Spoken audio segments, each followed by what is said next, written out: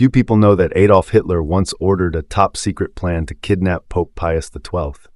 In 1943, after Italy surrendered to the Allies, Hitler feared the Pope would openly support the enemy and encourage resistance in Nazi-occupied Rome.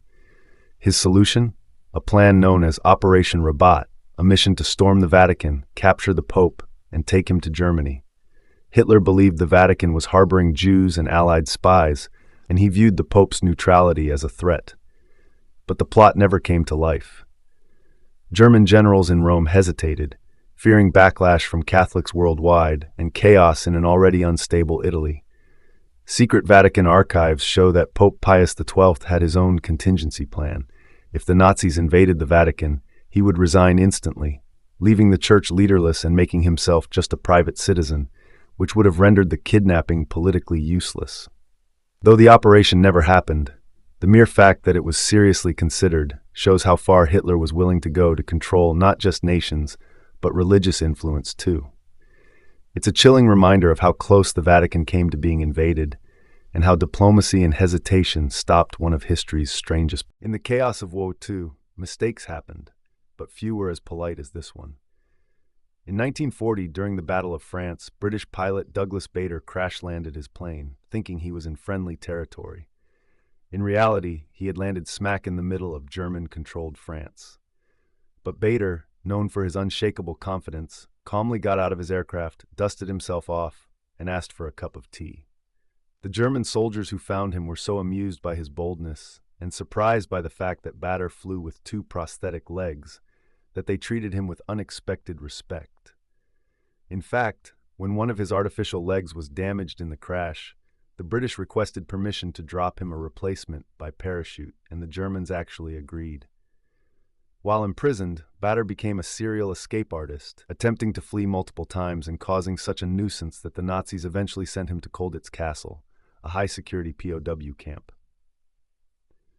Despite being captured, his attitude became legendary. His resilience and dry humor made him one of the war's most remarkable and unlikely heroes. A pilot who fought fiercely, escaped often, and never lost his taste for tea. During World War II, the Allies used some of the most creative tactics imaginable, but none quite as odd as the Ghost Army.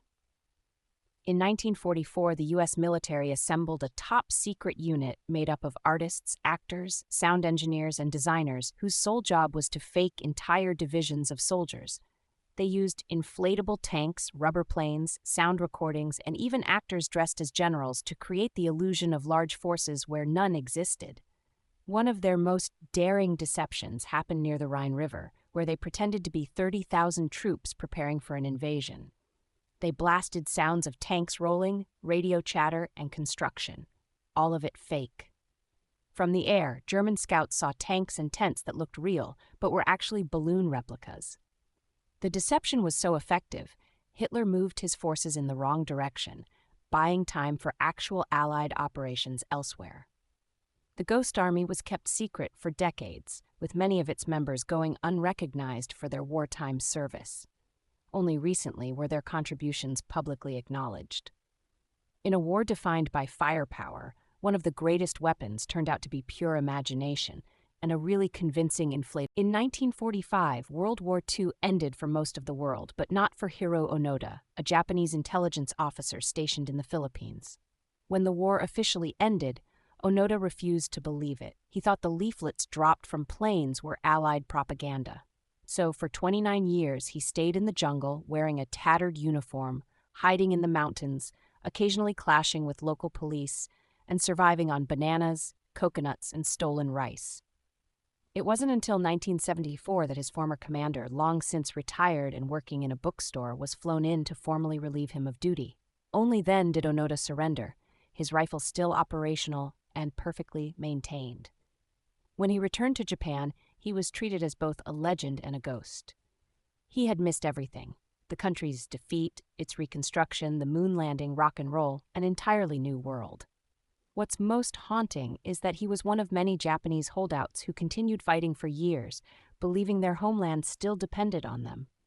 Onoda's story is a strange mix of loyalty, tragedy, and extreme belief. In his mind, the war had never ended until someone he trusted finally said the word. Lauri Turney was a Finnish soldier who somehow fought for 6 different flags during World War II and beyond. He started with the Finnish army, battling the Soviets in the Winter War.